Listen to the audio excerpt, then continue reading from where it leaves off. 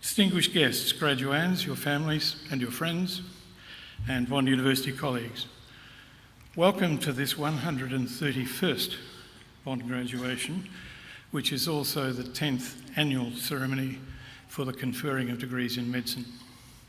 It's my pleasure now to introduce Bond University's Vice-Chancellor and President, Professor Tim Brailsford.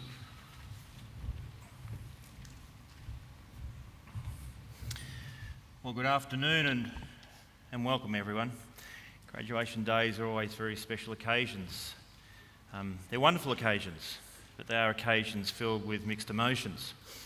Because while we will share in the celebration of today's graduating class and their achievements, it is also the end of a journey, at least for the time being. And so our graduands who sit here before us, soon to be graduates, will leave us for one last time, but there is an opportunity to certainly bask in their achievements, to recognise their achievements and to congratulate and thank them indeed, and thank them for choosing Bond University. We know that in all of your cases you would have had choices as to where to study, and we thank you for choosing us.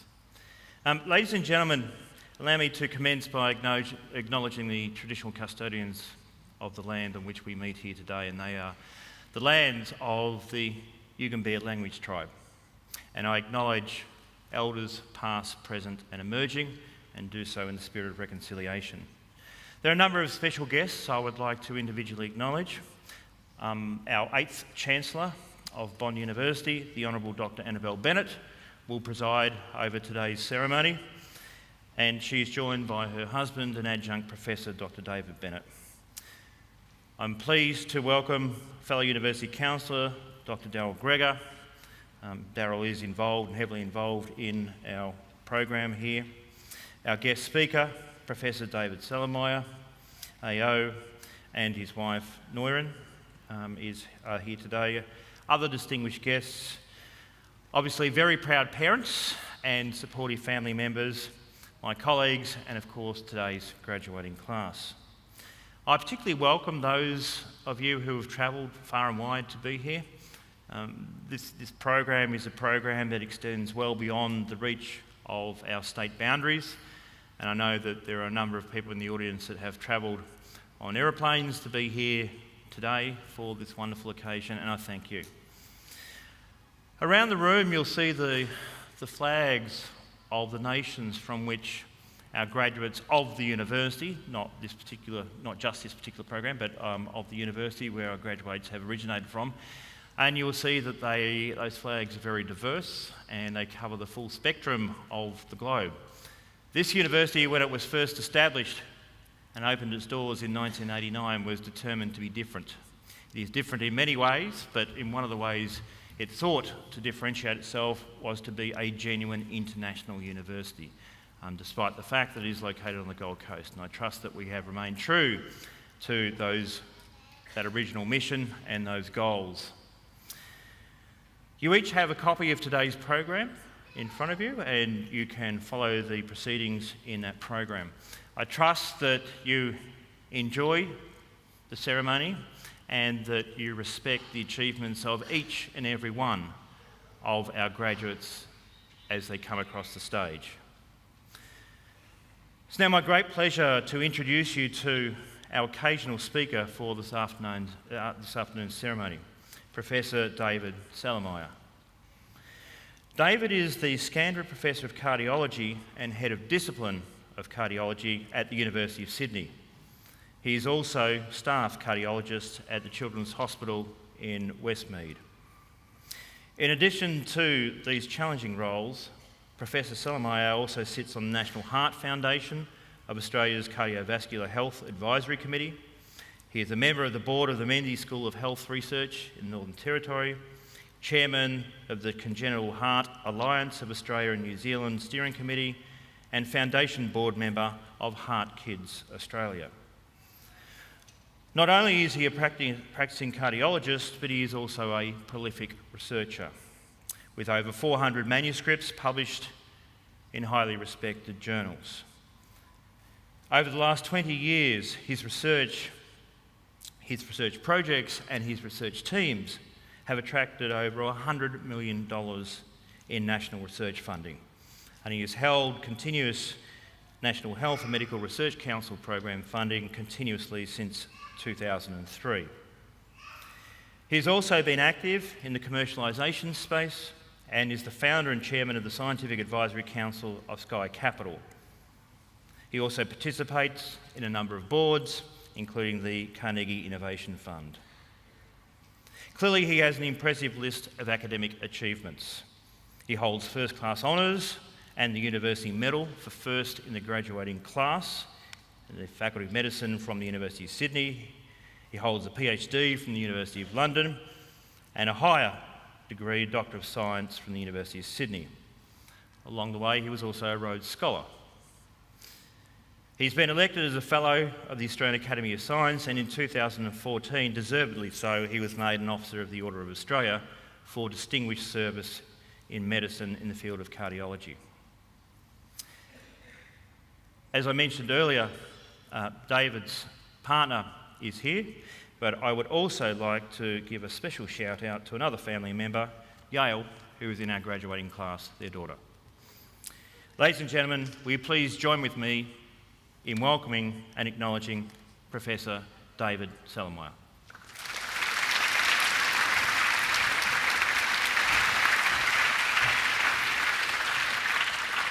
Thank you for those beautiful words of welcome, Vice-Chancellor Brailsford, Chancellor Bennett, who invited me with Yale's permission to give this very special address today, Bond University Council members, parents, friends, and especially young doctors. In October, I was variously Lucy, a 38-year-old woman with her first pregnancy who had a threatened miscarriage at 18 weeks. I was Bob, a 76-year-old man who was coughing up blood and didn't yet know he had lung cancer. I was Betty, an 85-year-old woman who was worried about losing her memory. I was Joseph, a 15-year-old boy with as yet undiagnosed hebephrenic schizophrenia. I see the nods from bottom left here, knowing that what I was a rehearsal for the OSCE examination that everyone did in October, playing all these different roles.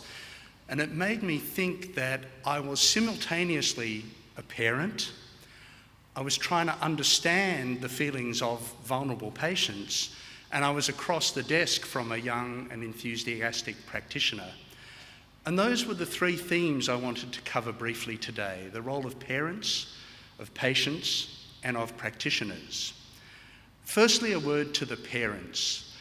I know that all of you, I really know that all of you, have made a lot of sacrifice to be here today.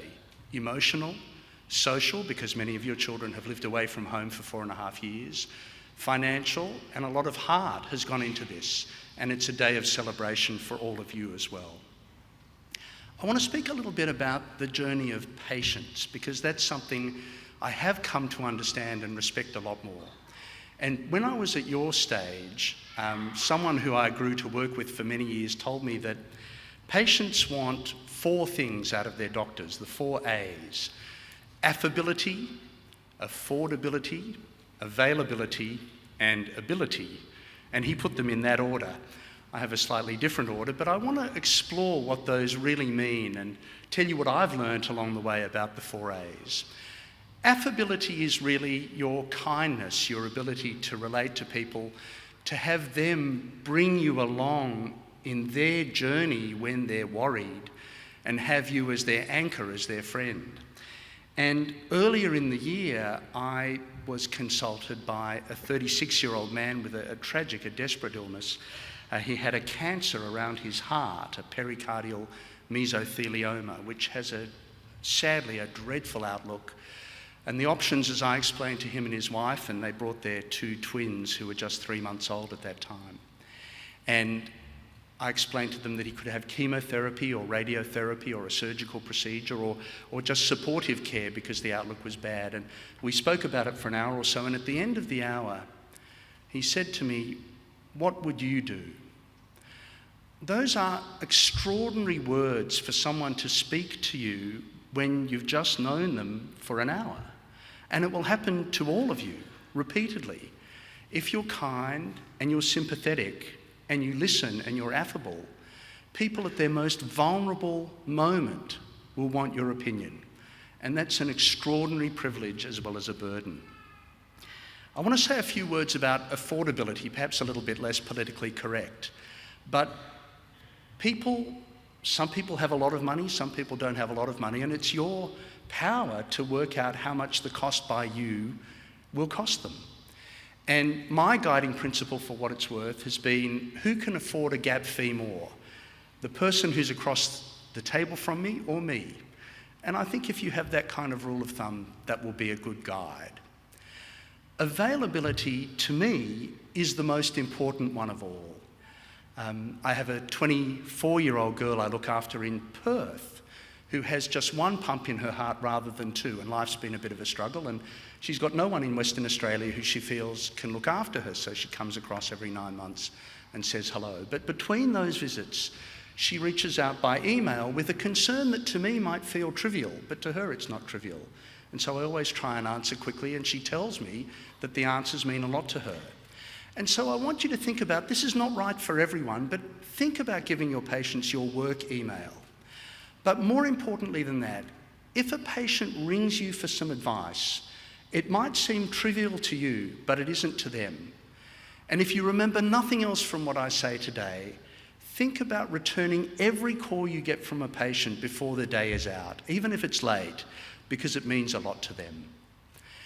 Ability is the fourth of the 4 A's and is a pretty interesting one, because you guys have had, and I know firsthand, an extraordinary educational experience.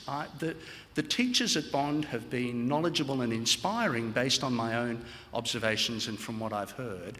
And there is no day in your lives that you will have a greater breadth of knowledge of paediatrics, psychiatry, obstetrics, internal medicine, surgery, tropical medicine. You've got something about everything. Now, over the subsequent years, you'll have greater depth and you'll lose some breadth. But it's an incredible opportunity. But remember that it's a lifelong journey.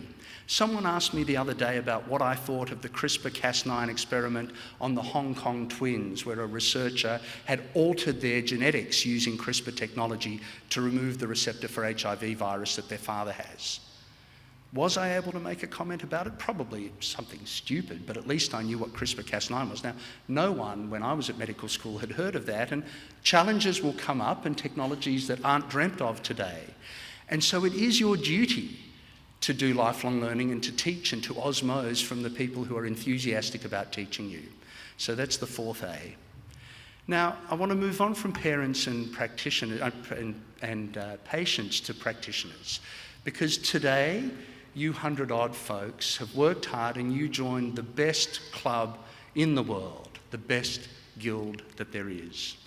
And with that comes 3 things that I want to speak about briefly: rights, responsibilities, and strategic thinking.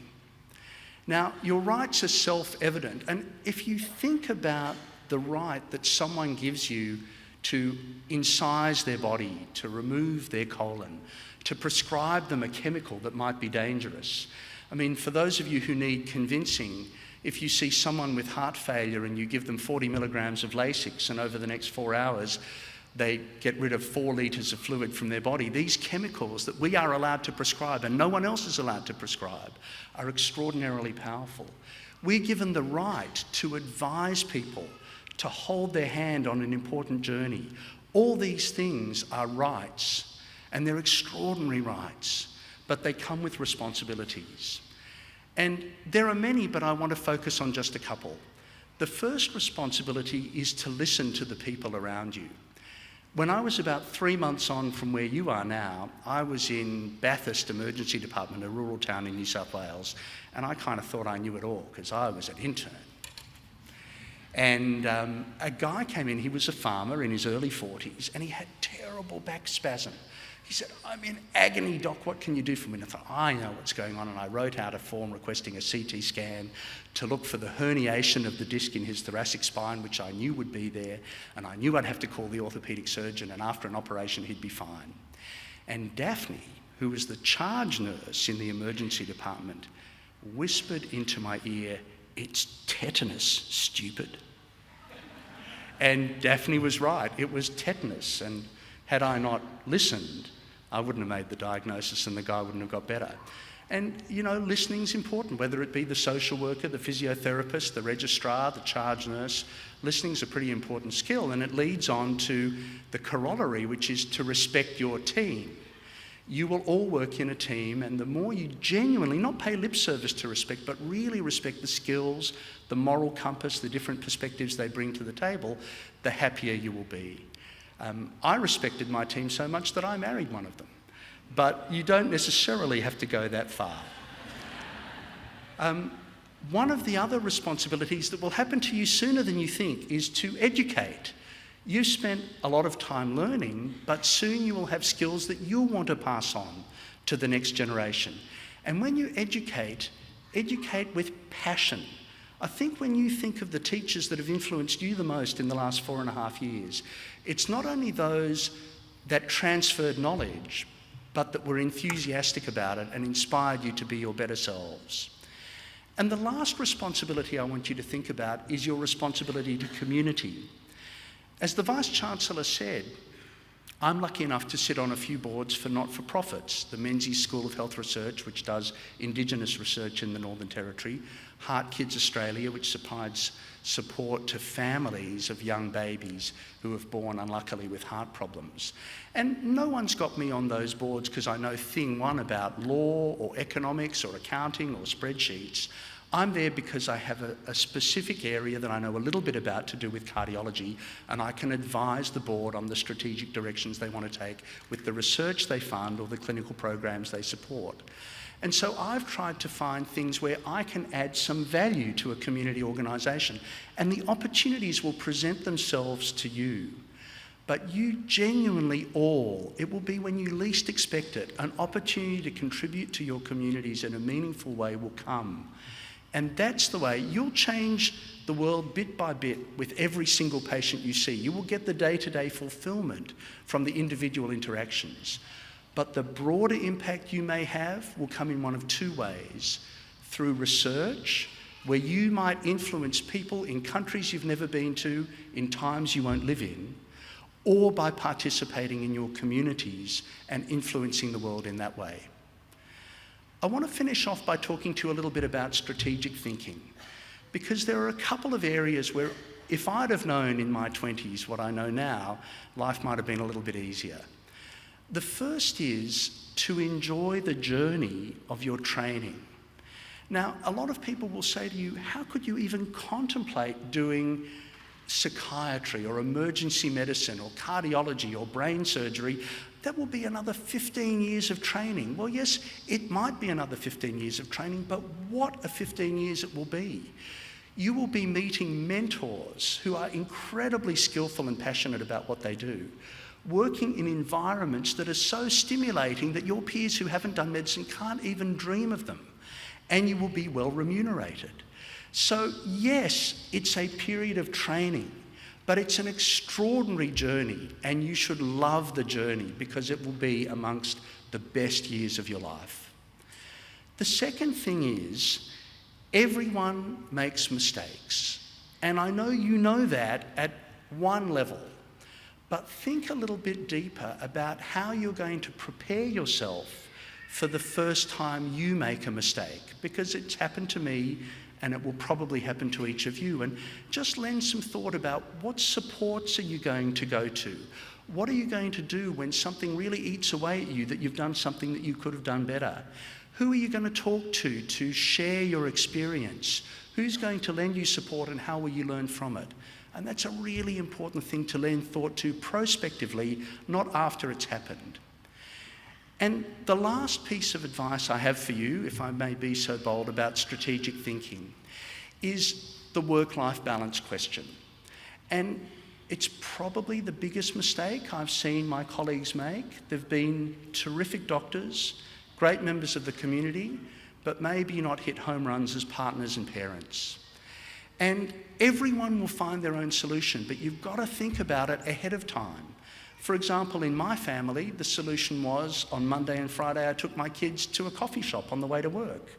And instead of reading the paper and checking the emails in the morning at 6:30, I got them all, shook them out of bed, and off we went to Flat White and had a baby Gino together and had a chat. And that, whether I was right or wrong, that made me feel that I'd made a bit of a sacrifice from my work career. I want you each to be the person that sometimes the phone will ring on a Tuesday afternoon at 3:30 and you'll give a learned opinion over the phone, but in the background will be the noises of your kid's school carnival. Don't be embarrassed to be that person. And finally, with work-life balance, it's really important to just think of what's right for you, and each of you will solve it in your own way.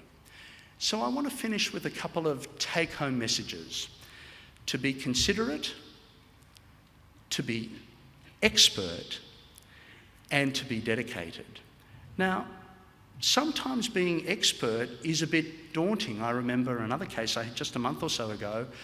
See if I can digress into medicine, if the parents will forgive me, those of you who aren't in the profession, that a man came down from Newcastle Hospital with a huge aneurysm of the ascending aorta, and it had eroded into his right atrium.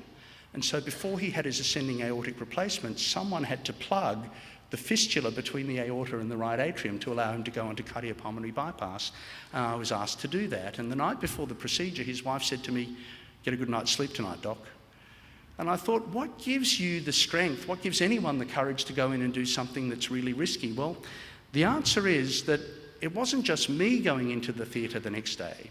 It was me, it was all of my teachers, it was my parents, it was everyone who'd influenced me.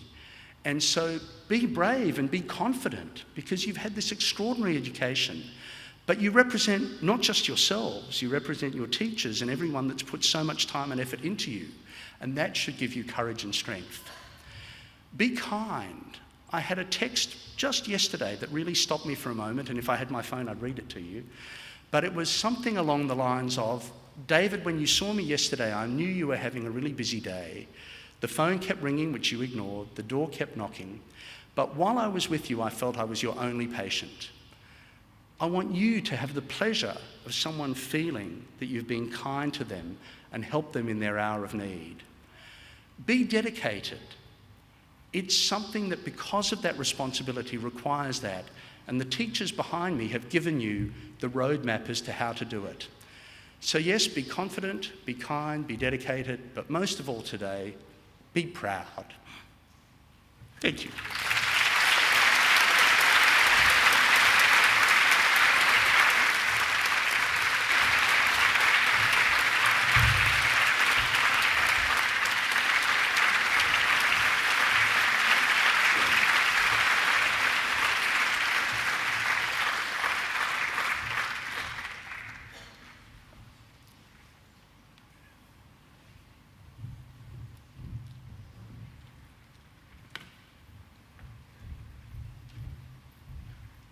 Well, let me share with you how that came about, that extraordinary address.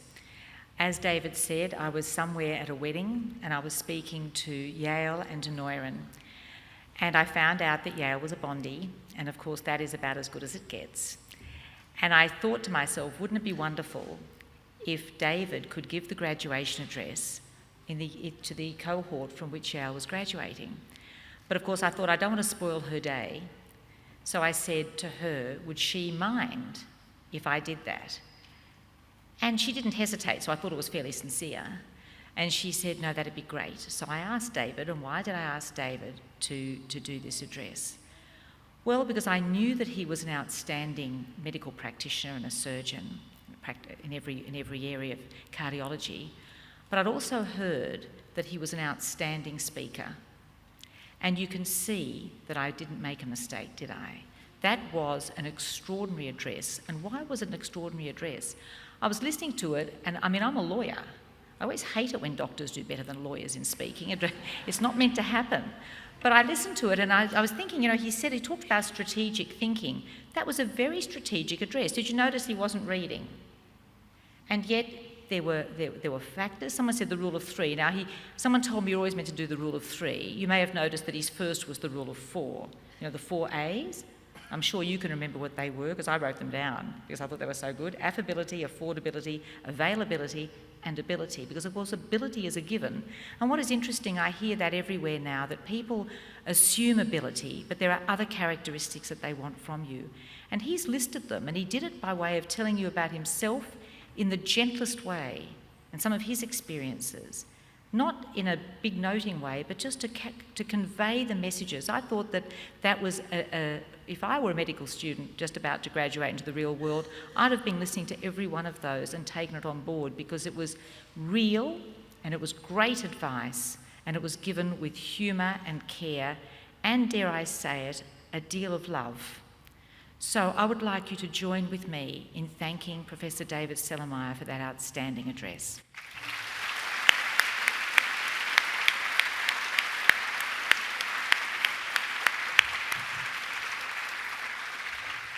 Well, before I go any further and deal with the new cohort of nearly graduated bondies, I want to make an observation. There are some future bondies in the audience. They may not know it yet. Their parents may not have thought through the ramifications of it yet, but there are some very young people here who may not find this as exciting as the rest of you. Now, but they're very precious to the people, to everyone in this room, and especially to the graduands. So if they make a noise or they want to run around, please be very, very caring and don't let it turn you off, and please do not take them outside, because we're here in a marketing sense now, and we want those kids to feel so at home that when their time comes, they demand to come to Bond as well. Because this is a really special place. One of our daughters was a Bond graduate as well. And that was my first exposure to Bond. But once I became Chancellor, I had a couple of wonderful experiences that I'm sure you'll all appreciate. I came to realise that this is one of the few universities, and I've been involved with a number in various capacities, where people are really proud of where they come from. Once a Bondie, always a Bondie. And I've gone into rooms and I mention that I'm the Chancellor of Bond, and I can tell who the Bondies are, and indeed who their parents are, because their faces light up. And I don't see that anywhere else. And I want you to take that with you wherever you go throughout this country and all over the world, and never forget that you're a Bondie, because it is a wonderful experience, and it's thanks to all those people who are part of this university that have given you that opportunity. And of course, you are a cohort, and you will always be that cohort. I'm in the 10th. That's not bad, is it? It's a nice round figure. It's a very important place in the world. You are a very important part of this university. And it's thanks to the other people in this room who've done it. I mean, David mentioned it. Everyone in this room who's here to support you has supported you all through your life, and what they've done to get you to this day has been something for which you should be grateful. We're grateful. I mean, Bond itself is very grateful to all those parents and family members who've sent you here and supported you while you've been here, because it is very special also being a family member at a graduation. I don't know about everybody else in this room, but I've had 3 children graduate, and I have to say I cried every time. I cried only after I went through the trepidation that when the moment came when my child's name was called out, that somebody would say in like one of those movies, "Not that one. That one didn't actually qualify." You know that thing in the movies where you speak now, forever hold your peace? Well, I was always terrified that it would be my child that didn't get to walk across that platform, because don't laugh, it still might not happen. They're not graduates until the magic words are spoken. So I want you all to enjoy today, and I want you to, and we are going to have that moment in a second. And I'm just dragging it out a little bit because that's a bit of fun, but no. Being Chancellor does require me to undertake a number of tasks in the university, but there is nothing as special and as joyous as watching the new graduates come across that stage and turn themselves into fully fledged graduates of Bond University. So now I call on the Chair of the Academic Senate to present the candidates for degrees. Will all candidates for degrees please stand? Chancellor, it gives me great pleasure to be able to present to you the graduating cohort from our School of Medicine for the conferral of degrees in medicine. Chancellor, I certify to you and to the university that the graduands have satisfied the requirements for admission to the degrees. With the authority of council, I hereby admit you to the degrees for which you have qualified. I also admit to their award in absentia the graduands who are listed in the graduation program who are unable to be present today. Ladies and gentlemen, that is the moment of graduation. Please join with me in congratulating the most recent graduates of Bond University.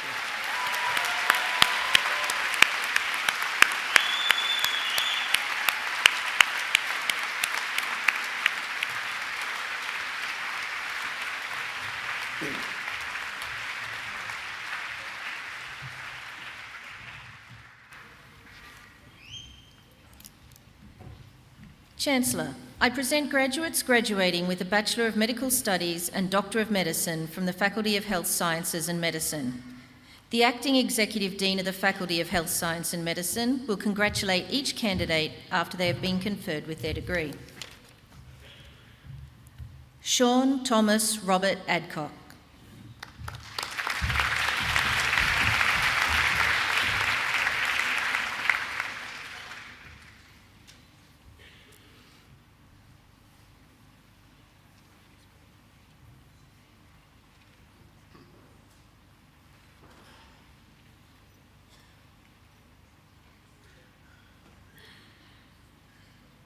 Arun Aluwalia.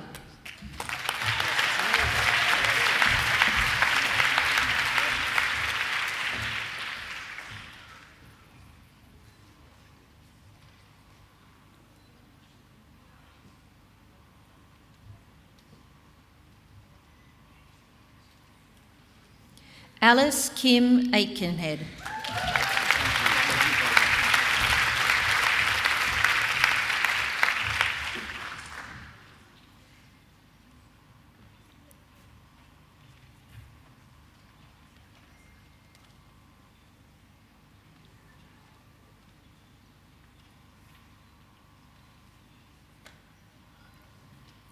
Keshavan Ilanathan.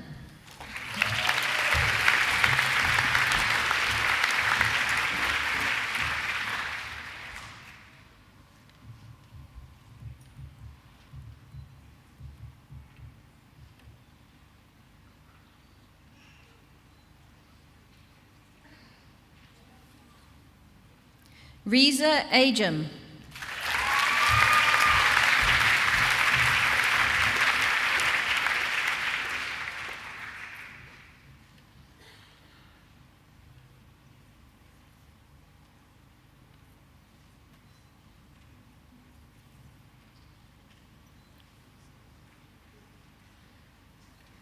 Ayappa Ajikutira.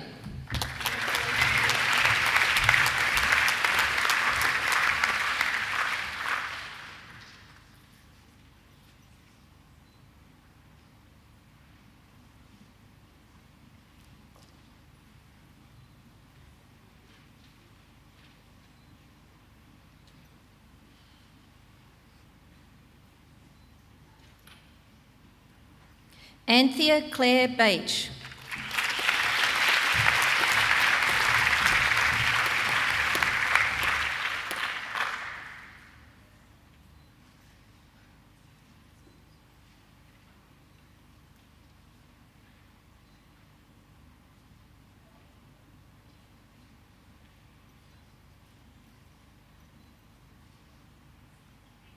Giselle Bennett.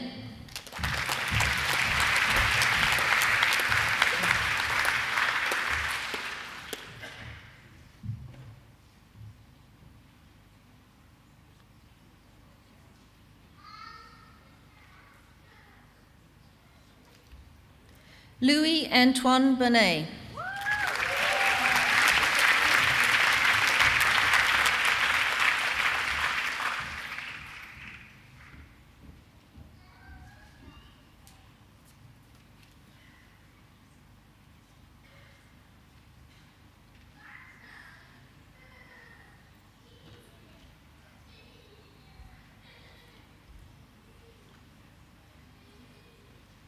Caitlin Burke.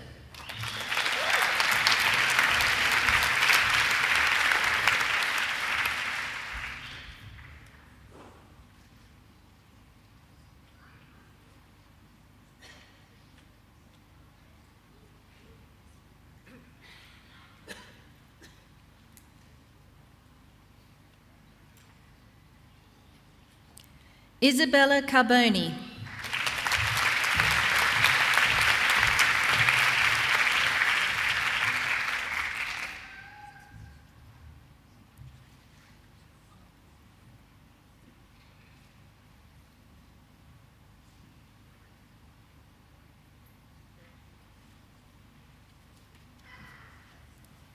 John Carboni.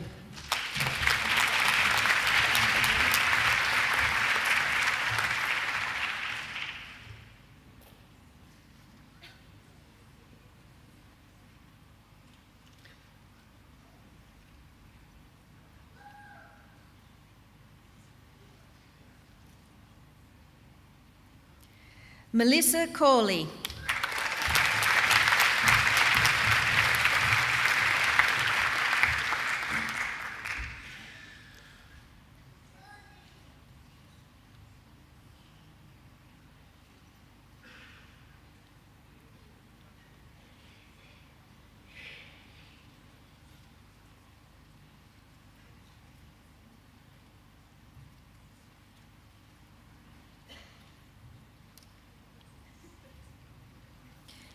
Yale Marion Sellemeyer.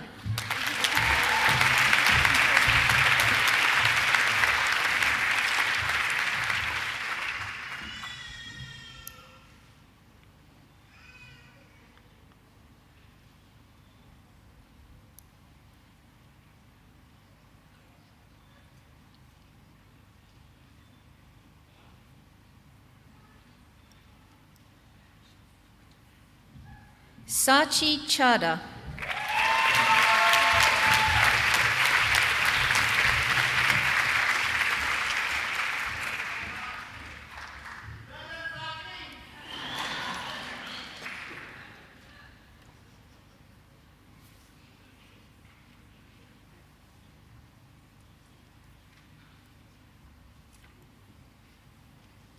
Carmen Suyan Chan.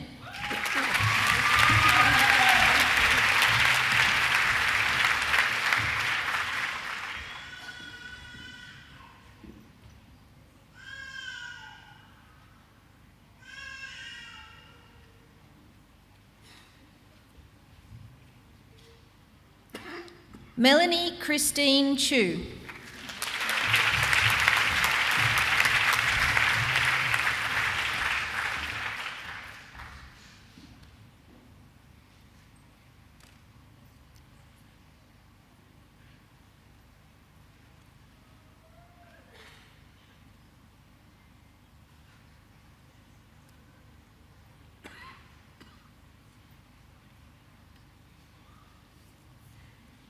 Kate Louise Cleary.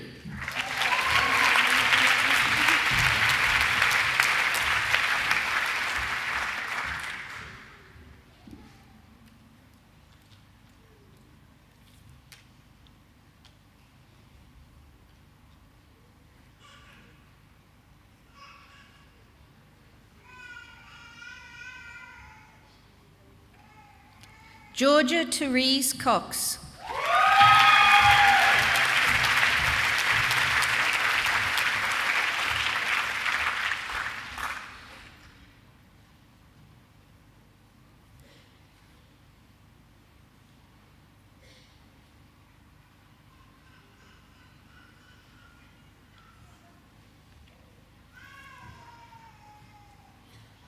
Zach John Patrick Edwards.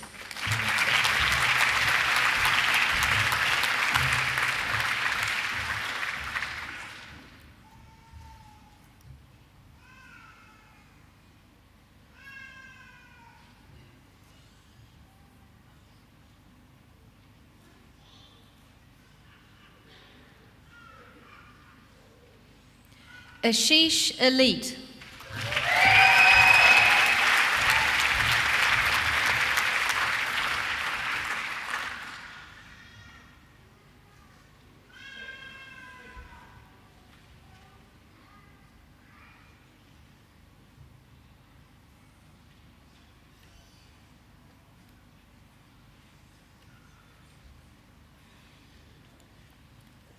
Henna Ekbal.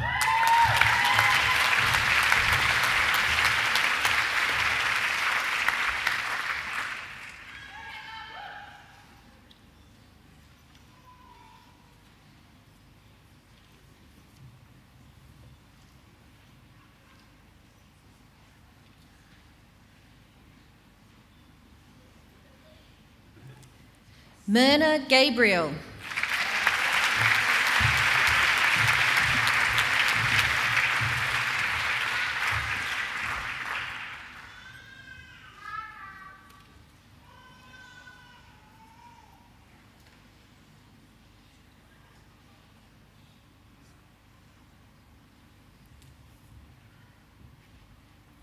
Serena Giga.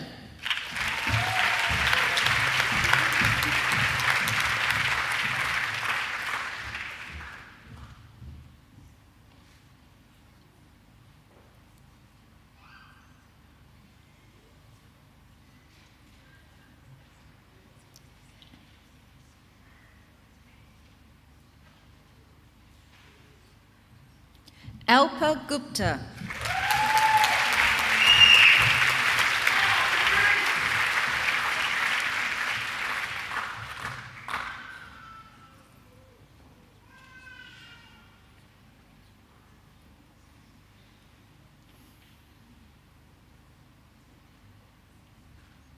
Stuart Campbell Hazelton.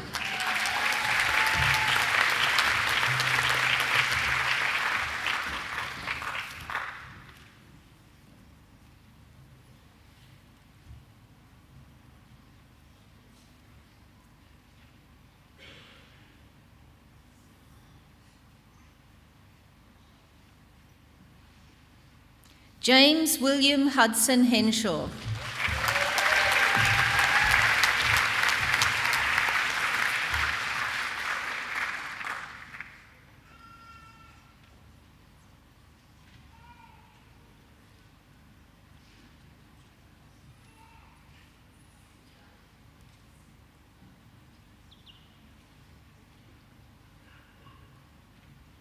Jean-Baptiste Hong.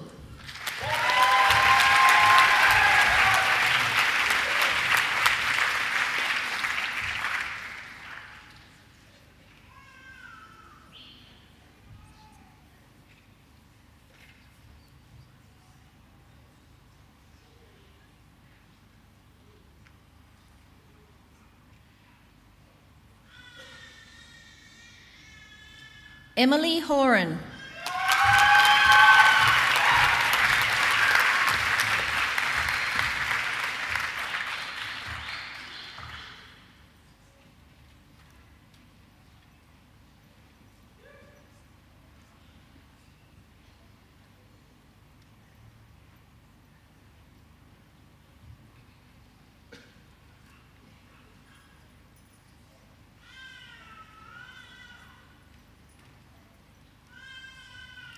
Fahana Islam.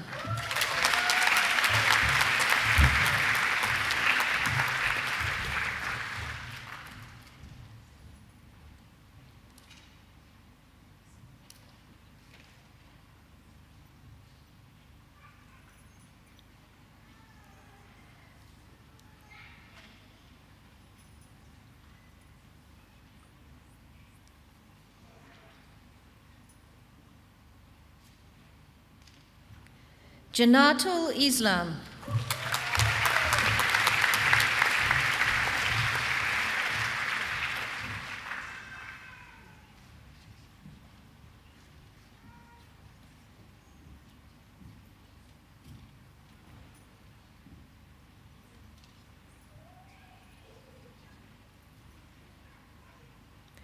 Anika Jane.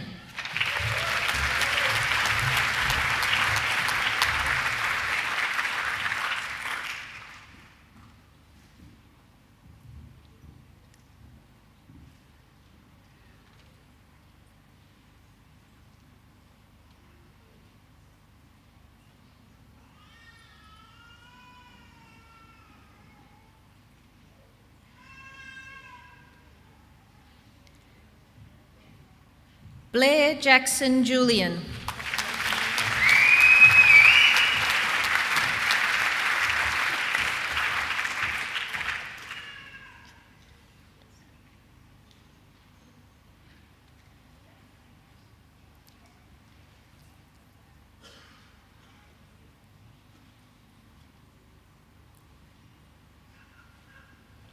Asha Khan.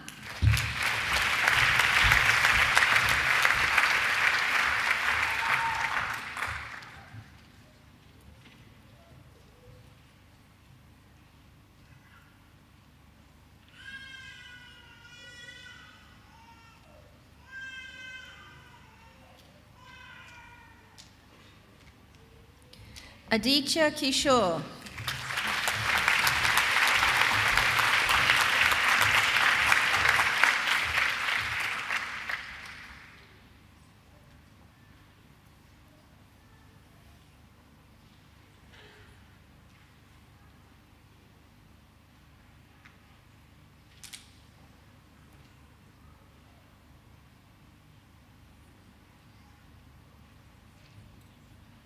Uday Koya.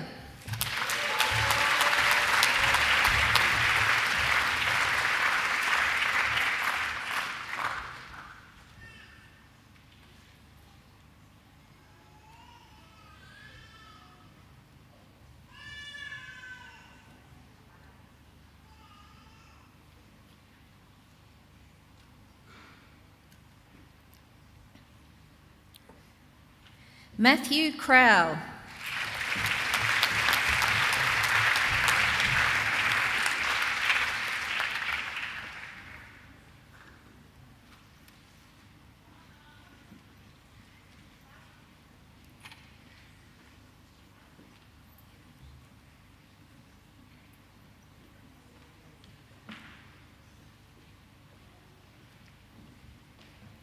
Rebecca Ann Camero.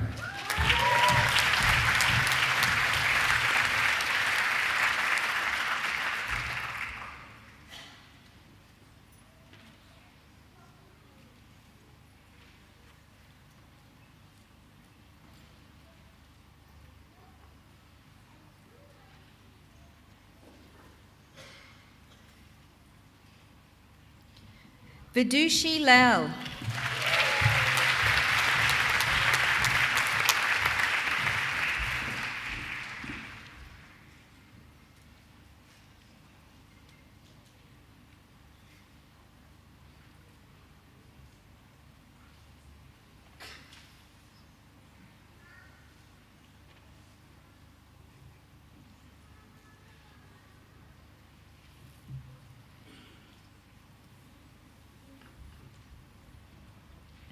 Chia Ming Len.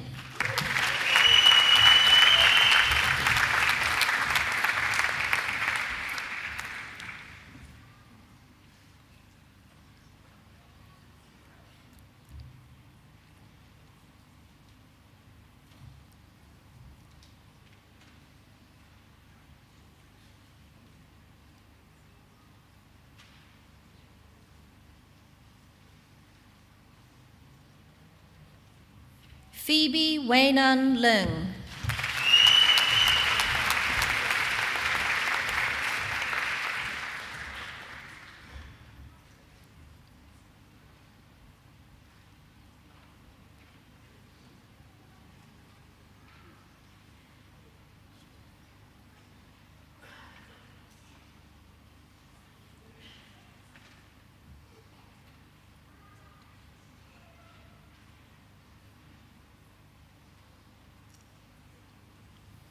Amanda Lisa Gang.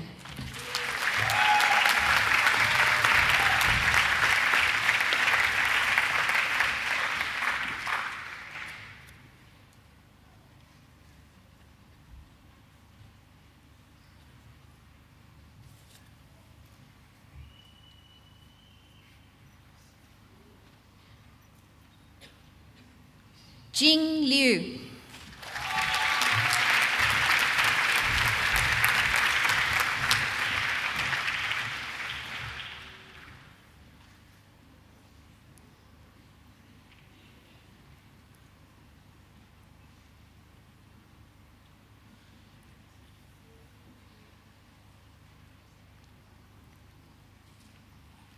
Sanal Leonage.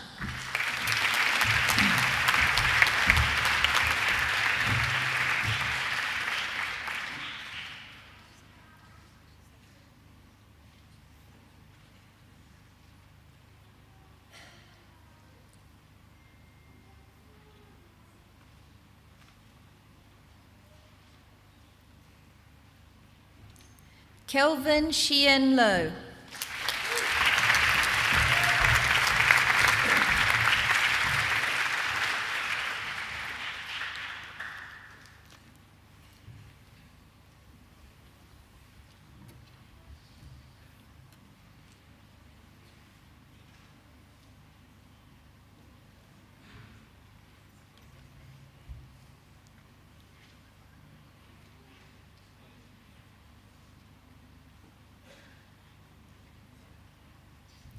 Bridget Malouf.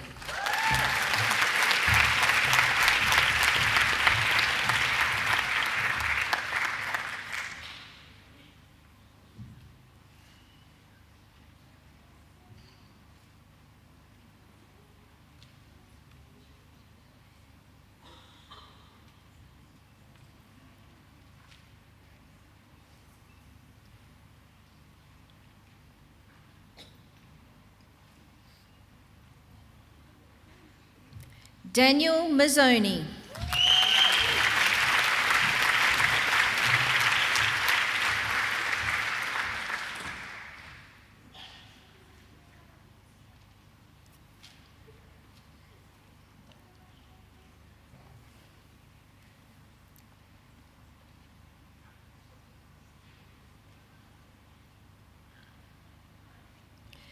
Emma Jane McCabe.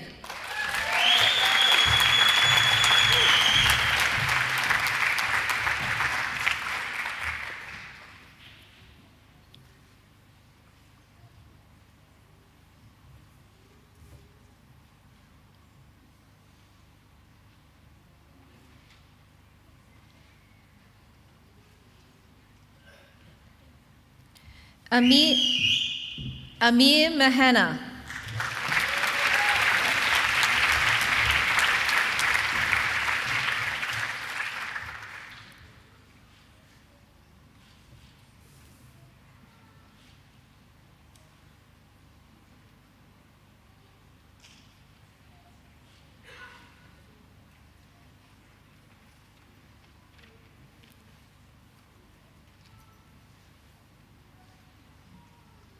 Holly Jane Malersh Etherton.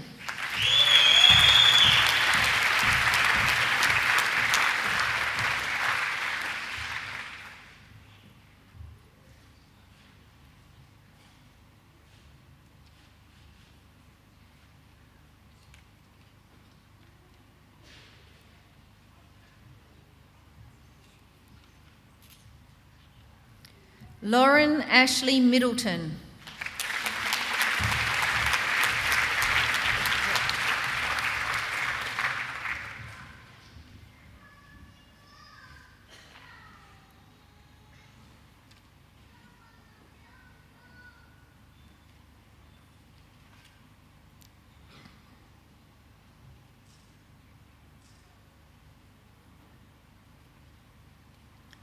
Katrina McHale.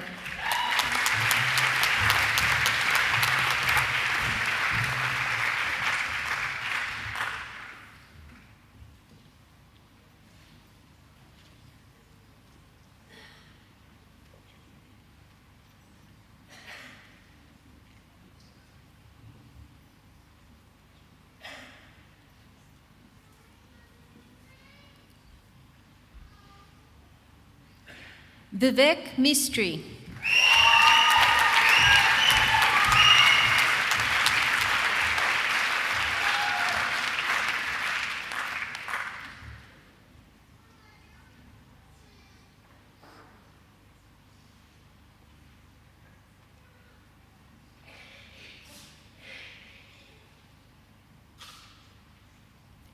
Rui Muhammad.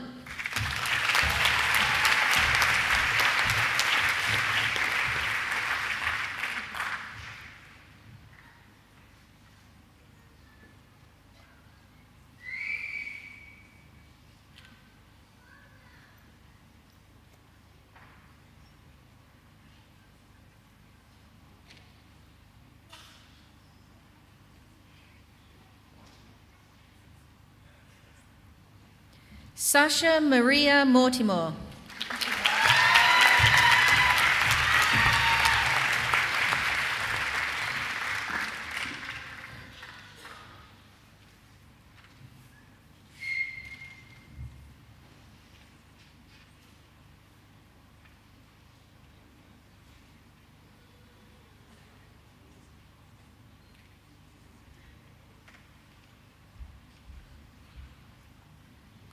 Clara Amanda Nalbandian.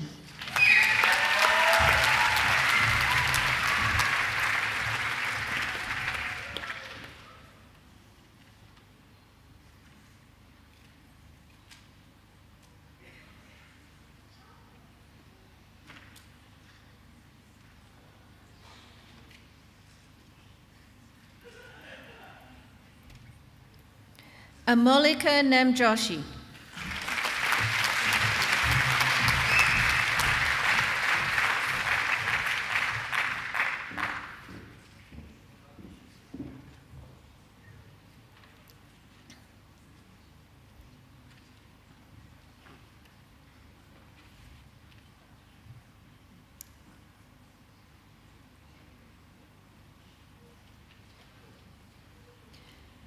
Kirolis Nan.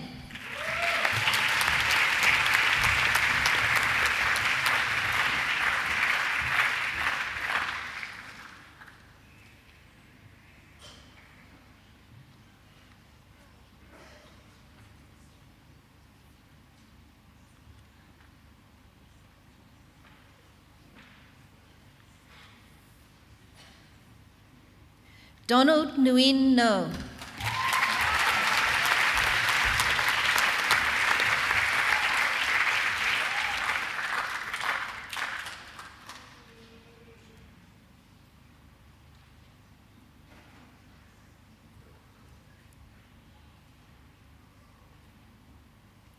Lindy Noor.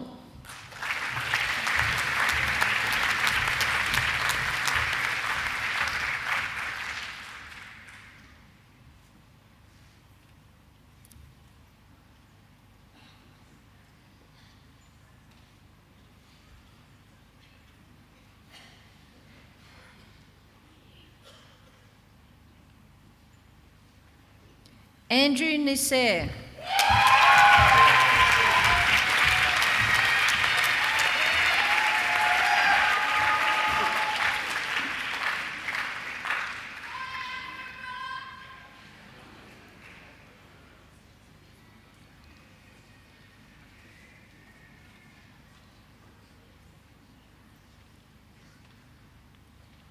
Jamie Kishan Patel.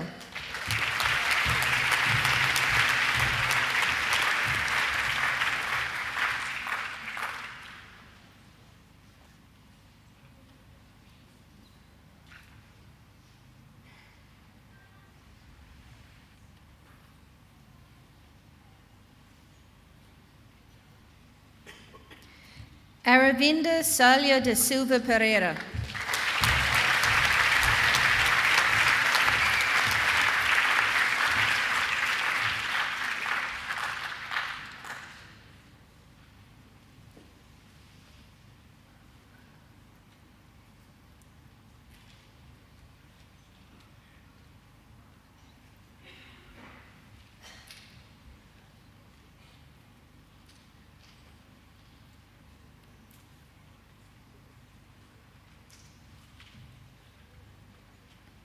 Kevin Kwa Yui Pham.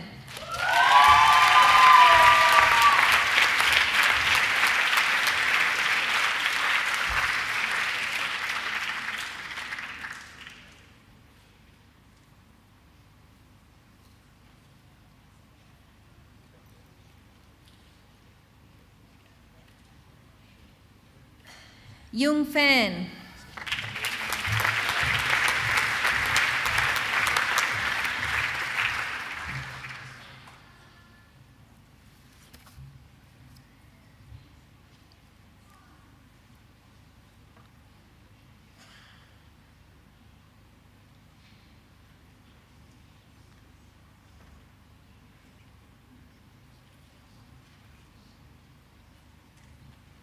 Gautam Pisapati.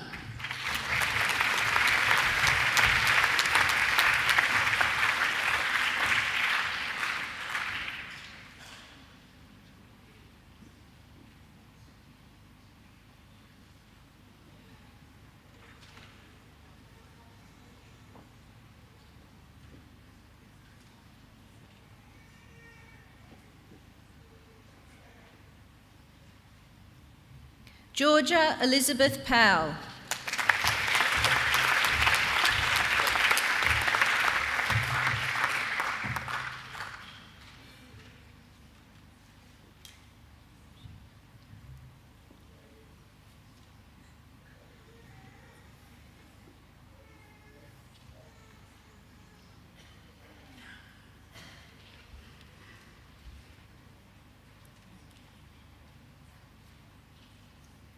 Laksith Ranasinghe.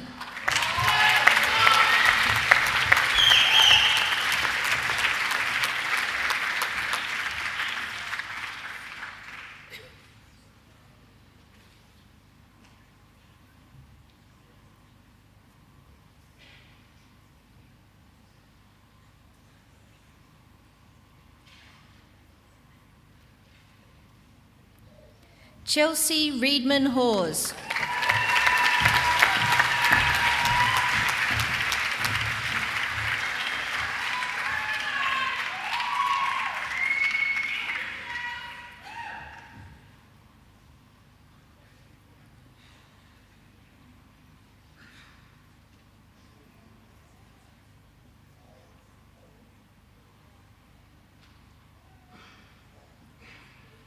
Fabian Dominic Ring.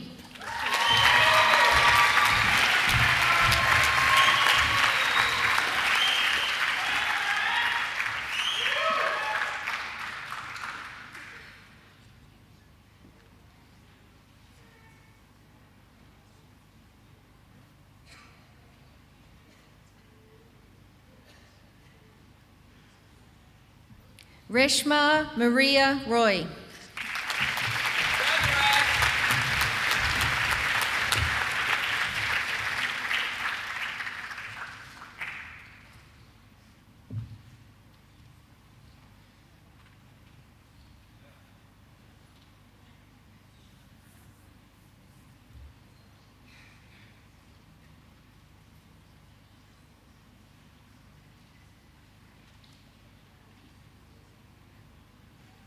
Christopher Henry Rushton.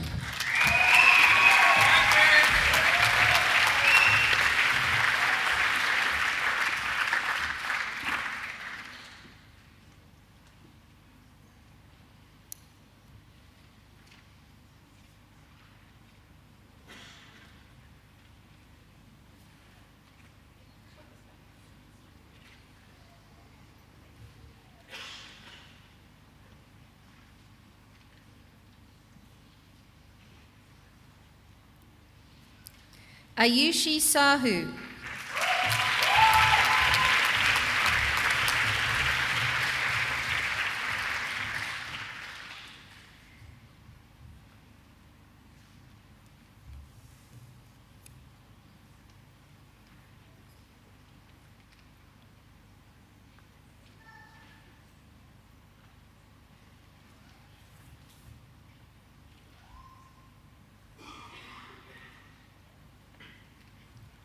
Gayatri Sithapali.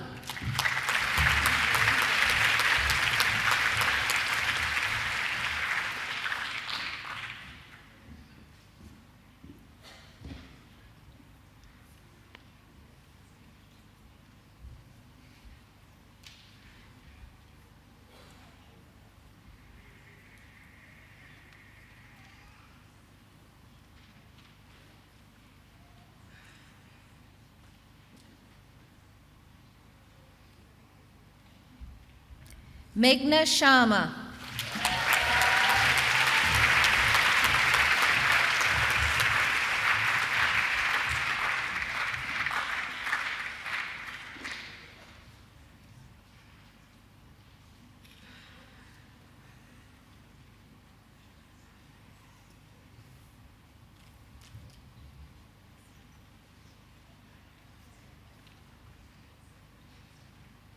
Pranav Sharma.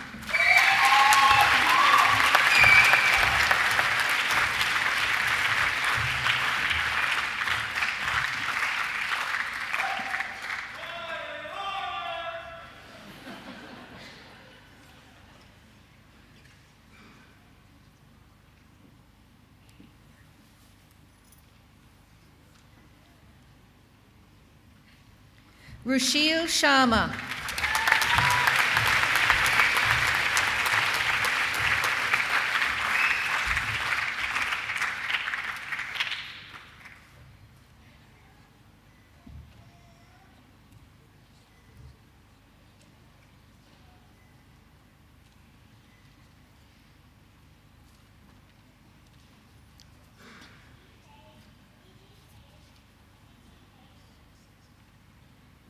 Jonathan Silla.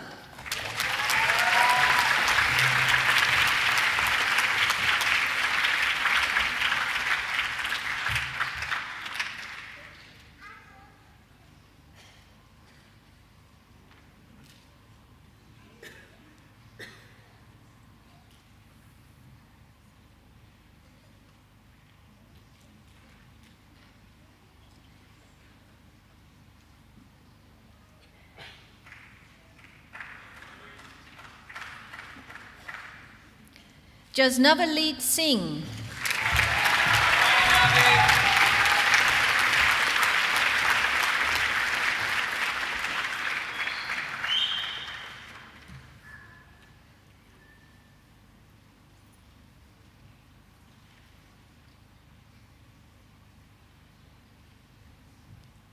Catherine Elizabeth Smith.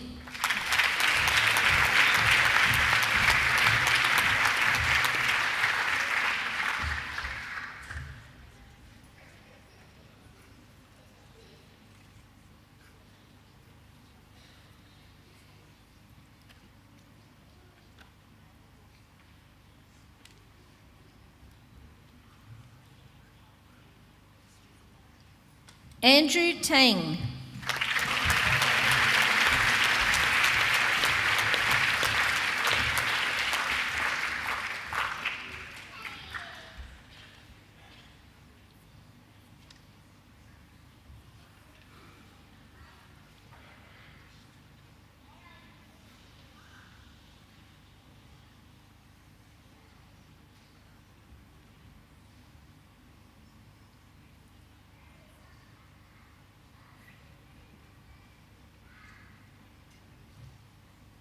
Pumal Tennakoon.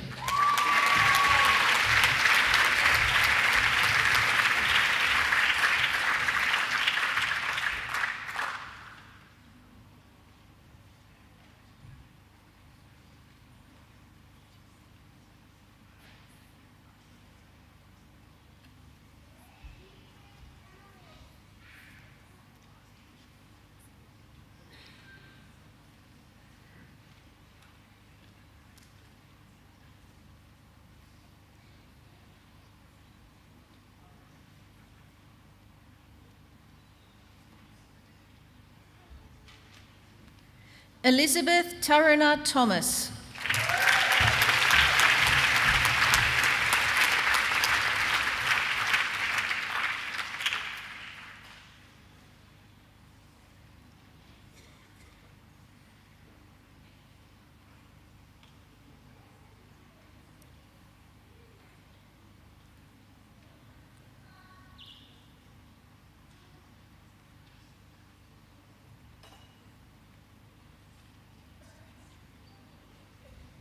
Lillian Toe.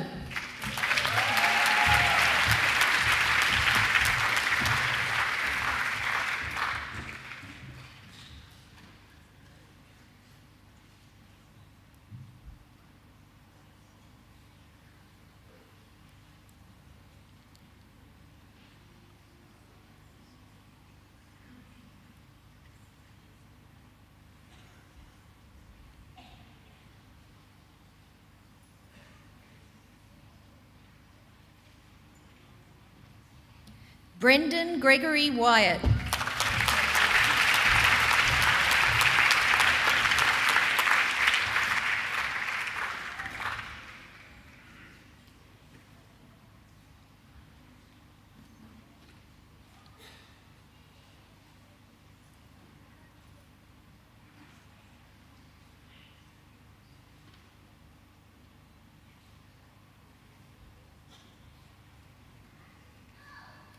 Nicholas Serradis.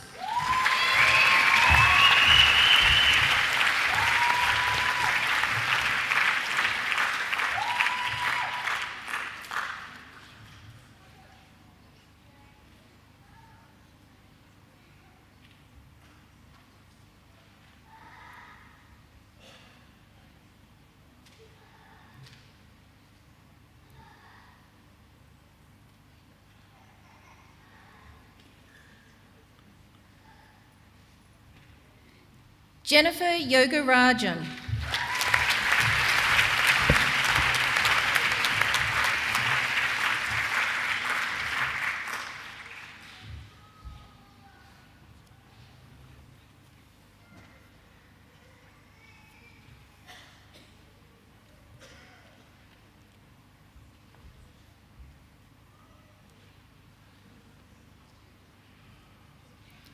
Jessica Zeng.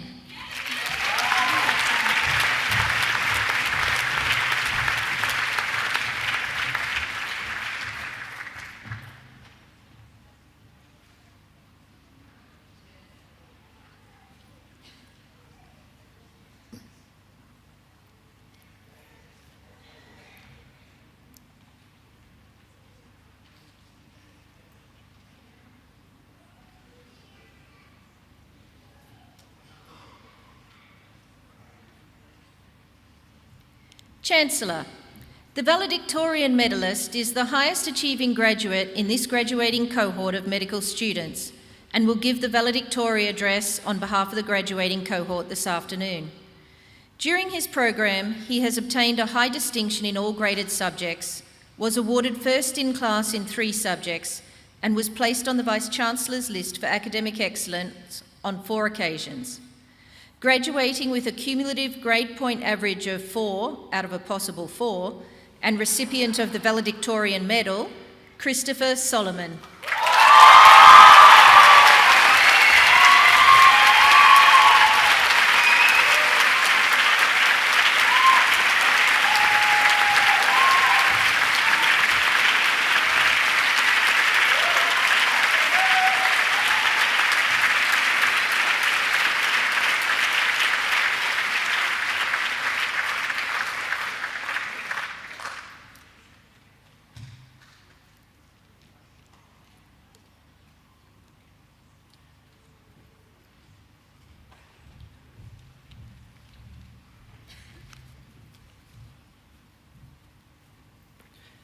Good afternoon, Chancellor, Vice-Chancellor, Deputy Vice-Chancellor, Deans, academics, distinguished guests, family, friends, and of course, my graduating classmates. Although today officially marks our final moments as medical students, I have no doubt that the finality of what that truly means will take some time still to sink in. Looking back to 5 years ago in 2014, when I was first accepted into the Bond University Medical Program, I distinctly remember my uncertainty, wondering whether moving from Melbourne was the correct decision at the time. But in doing so, thankfully, I was welcomed by the group you see before you, for whom I am humbled to speak on behalf. Now, starting at Bond, I just assumed a majority of students would be like me, a fresh out of school undergraduate who was a bit lost, baby-faced, with patchy facial hair and a suit 2 sizes too big at his interview. But, contrary to my expectations, our cohort was quite the eclectic bunch. We had a mix of nurses, physios, lawyers, pharmacists, dentists, mums, dads, and even a Paul, who was all of them combined. As the course began, Gary and Michelle took on the role of Leo DiCaprio and Ellen Page, and we unwittingly began our journey of complexity inception up the spiral staircase of learning. Neelam tried convincing us that rashes didn't all look the same. Gordon told us the origin of the nutmeg liver and gave us the TripAdvisor's guide to avoiding asbestosis, while the anatomy and pharmacology teams bestowed their wisdom upon us. But lecture after lecture, tutorial after tutorial, only 2 things became explicitly clear. 1, our cohort simply could not come to an agreement on the room temperature, and 2, any technological problem could be fixed by Kelvin. Joe and Tracy experienced this absolute pleasure of dealing with our short attention spans, so much so that they both stepped down as year-level leads after we left. Our sincerest apologies.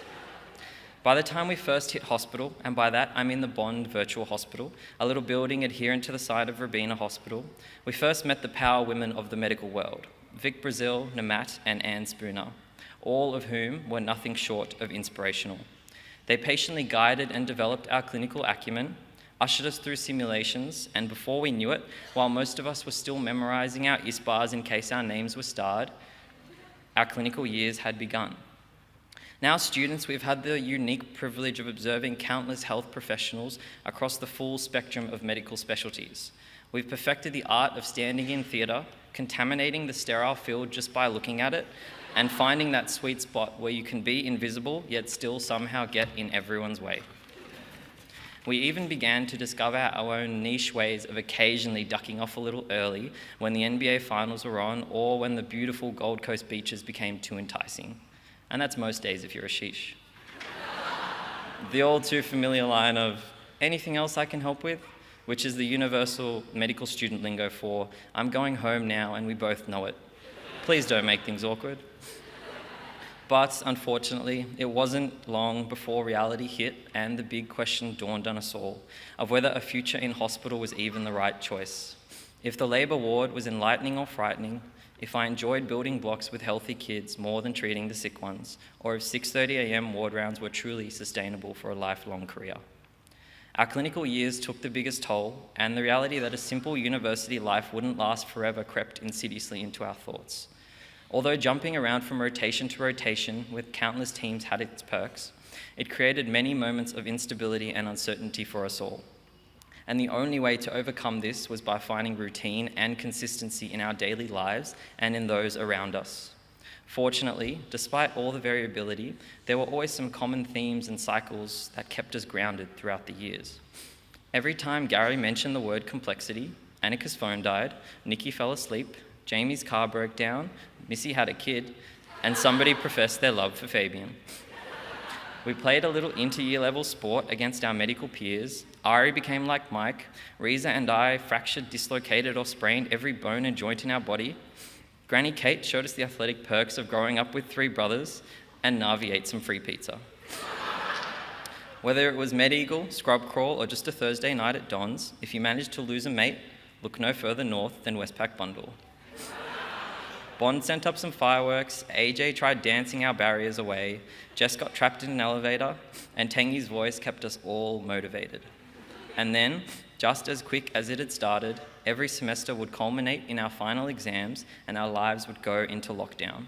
The gym would get quieter, our beards would grow longer in hope of lulling the SPs into a false sense of security. Girls would put their hair up into the infamous exam bun, and Amir and his beanie made residence in the Bat Labs. There were even reports once of a wild Nusair roaming the library. And if you were really fortunate, you might actually get to see a few people other than your OSCE partner, because without fail, by the end of study week, you'd end up hating them. Their JVP would give you PTSD, and every time you went to sleep, you'd have nightmares that lasted 9 minutes and started with, "Hi, my name's Corollas Nan and I'm a final year medical student. How can I address you today?" Without fail though, exams would finish, holidays came around and everyone would disperse home. But it wasn't too long before just a little part of you would miss doing it all again. We've had the most consistent and relentless course for the last 5 years with minimal breaks or times of respite, so be incredibly proud of what you've all achieved. Today marks the day the Osler app will no longer track our every movement, and we officially changed the prefix in front of our name to something that is truly remarkable. Beyond a few extra letters that says, "You better watch out on giving your mate any medical advice on removing a splinter if you haven't yet signed up to that indemnity insurance," the term doctor yields with it a phenomenal history and a very uncertain future. Countless times in past, we've discussed its significance in both positive and negative lights, heard stories from our seniors and been given advice at every turn. Although yes, none of this should be forgotten, I implore you all to form your own opinions and be humble in them. Embody every positive experience over your time here and relinquish your negativity. Use any opportunity you have to teach, and don't forget to respect those with less power than you. Looking to the future, we all already know it's going to be tough. Whether you want to be a Gregory House, a JD or Turk, a McDreamy or McSteamy, pick a specialty and with it a future that fulfills everything that's important to you and not what everyone else tells you. Find a passion and enjoy the privilege of helping people in their times of need. Do your part along the way and do it well. And finally, look after your peers and most importantly, yourselves. I would now like to thank Bond University as a whole and the faculty and the medical program, especially all the admin and non-clinical staff behind the scenes. You have all made a massive impact on our lives, equipped us with the tools and training to move forward, and we all thank you very much. Furthermore, I have no doubt I speak on behalf of the whole cohort in thanking our family and friends, and especially our parents. You've afforded us this remarkable opportunity that not all may be privileged to, and we are all truly very lucky. And with that, on a more personal note, I would just like to thank my parents, especially Mum, and say a quick sorry for all the times I didn't call, my sisters and my grandparents for all their unwavering support. Finally, to my GC fam who have been there all along the way, especially my roommates Ashish and Andy, Vidushi, Annika, Riza, Nikki, Ush, Kate and Kiro, and everyone else I haven't mentioned. It has been an absolute pleasure and I thank you all. So, work hard, support each other, and all the best in your future careers.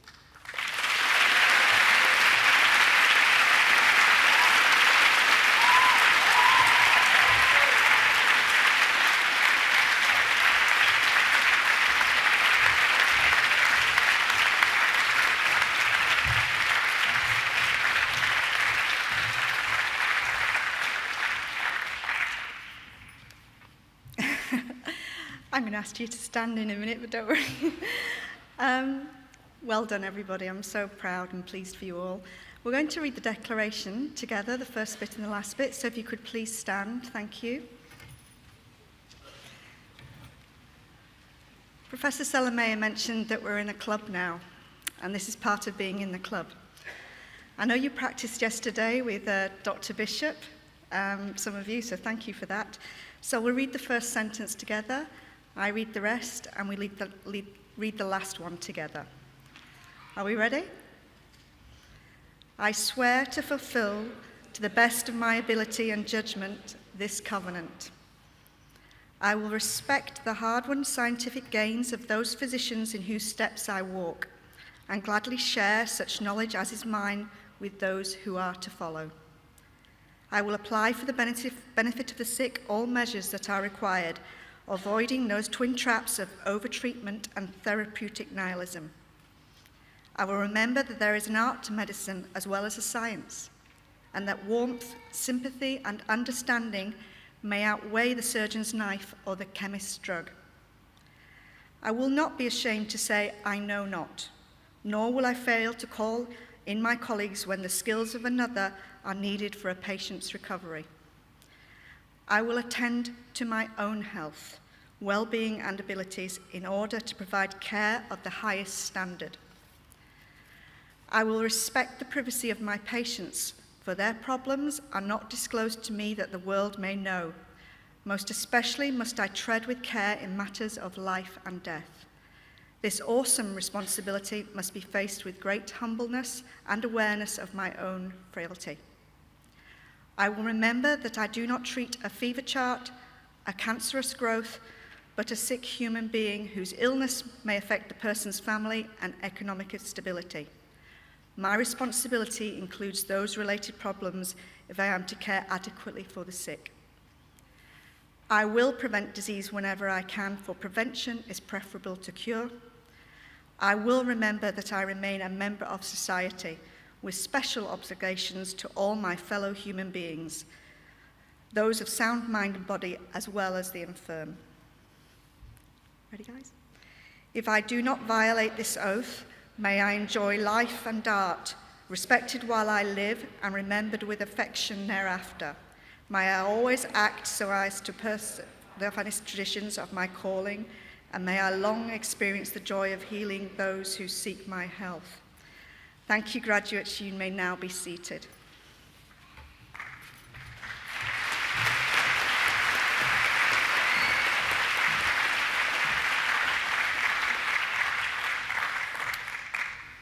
Well, ladies and gentlemen, we're almost at the end of formalities of our ceremony here. Graduates, that oath, those words are extraordinarily powerful. You should always remember the words in that oath because they are now bound with you. Ladies and gentlemen, our valedictorian, Chris Solomon,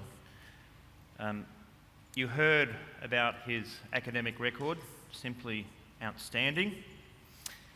You can tell from the warmth and the generosity of the reception and applause he received from his classmates that he's clearly pretty well liked, I'd say, Chris. But moreover, I can see his parents and his family here, and they have been smiling and crying tears of joy and pride, I think, throughout the ceremony, as many of you have. There are about a bit over 600 people here in this audience today, and while Chris has excelled academically, nonetheless it is not the easiest to get up here and speak on behalf of the graduating cohort and indeed in front of an audience of 600. Chris, your words were wonderful. Your oration was very well received. My congratulations. Ladies and gentlemen, will you please thank our valedictorian.